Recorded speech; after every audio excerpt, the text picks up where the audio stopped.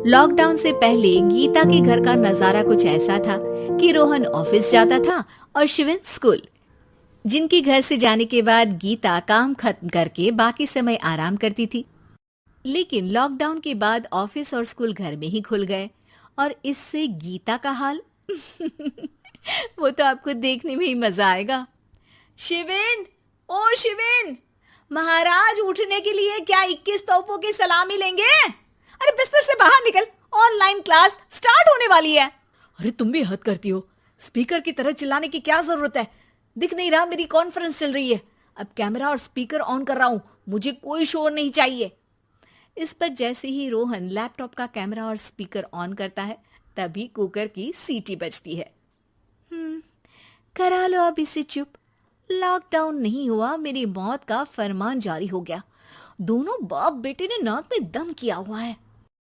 ऐसा बोलकर गीता वहां से शिविन के कमरे में पहुंच जाती है, जहां शिविन अभी भी सो रहा होता है। ओ आलसी, अब अगर 5 मिनट में नहीं उठाना तो आज तेरा गेम और यूट्यूब कैंसिल। माँ की बात सुनकर शिविन बिना 1 मिनट गंवाए उठ खड़ा होता है। उठ गया, अभी नहाकर भी आता हूँ। ये नाटक कहीं और, मुंह पर गीला कपड़ा मार और पढ़ने बैठ। शिविन की ऑनलाइन क्लास स्टार्ट हो जाती है, जिस पर गीता उसे वहां बिठाकर रसोई में चली जाती है।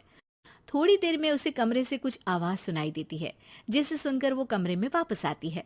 हाय राम, तुझे क्लास अटेंड करने के लिए बोला था, कैमरा ऑफ करके बिस्तर पर नाचने के लिए नहीं बोला था। मम्मी मुझे कुछ समझ नहीं आ रहा, आप बाद में पढ़ा देना ना, वैसे भी अटेंडेंस तो लगी गई है। हाँ हाँ बेटा, जरूर बन जा। तू अभी से हम सबका बाप बन जा। अरे नहीं मतलब कहाँ से लाते हो इतना दिमाग, और पढ़ाई करते हुए ये चला कहाँ जाता है? नाइस क्वेश्चन, दिमाग से पूछकर बता दूंगा। शिविन की बातों से परेशान होकर गीता उसे मारने के लिए जैसे ही आगे बढ़ती है तभी वो कमरे से बाहर भाग जाता है। अब शिविन आगे आगे और गीता हाथ में चप्पल पकड़े उसके पीछे पीछे पूरे घर में दोनों घूम रहे होते हैं। इसी बीच वो रोहन के पास पहुंच जाता है और शिविन को मारने वाली चप्पल रोहन के लैपटॉप पर जाकर गिरती है। ओए माँ!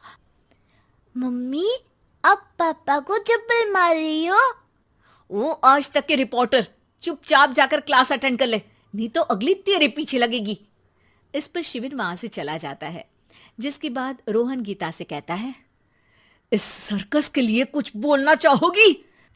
अरे क्या करूं, जब से तुम दोनों घर में रहने लगे हो, घर अपने आप ही सर्कस बन गया है और मैं तुम्हारी नौकर।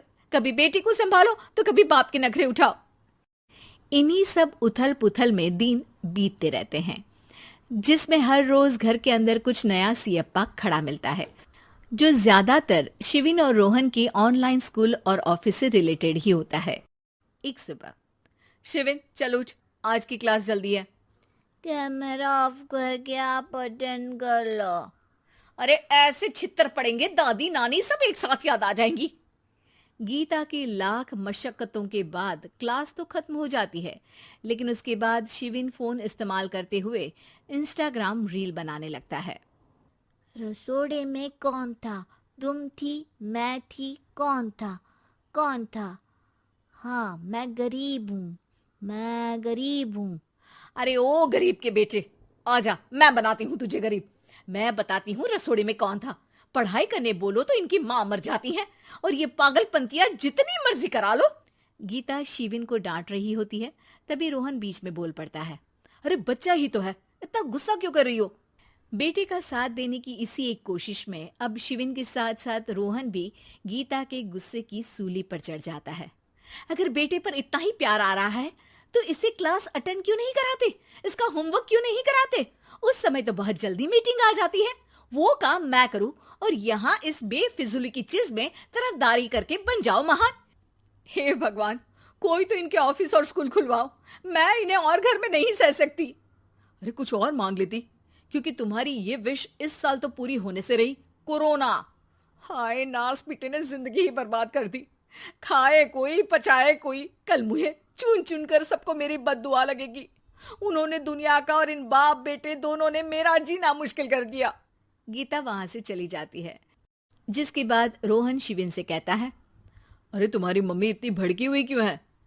आपकी वजह से पूरा समय घर में रहते हो और उस पर कोई काम कराने की जगह बस ऑर्डर देते रहते हो। अच्छा बेटे, सारा इल्जाम मुझ पर, पूरा दिन तो वो तुम पर ही चिल्लाती है। हाँ, मतलब दोनों का 50-50 है, कुछ करना पड़ेगा। वो कहते ना, make the best out of worst. I have an idea. वैसे तुम्हारी माँ सही कहती है, बहुत जुबान चलाने लगे हो, कम बोला करो। अगली सुबह रोहन और शिविन अपनी गलती को सुधारने के लिए गीता के उठने से पहले घर का आधा काम खत्म कर देते हैं, जिसे देखकर गीता खुश हो जाती है और फिर बाकी बचा काम वो तीनों मिलकर पूरा कर लेते हैं। जिसके बाद अब वो सब मिल बांट कर हर काम में एक दूसरे की मदद करते हुए लॉकडाउन का मजा लेने लगते हैं।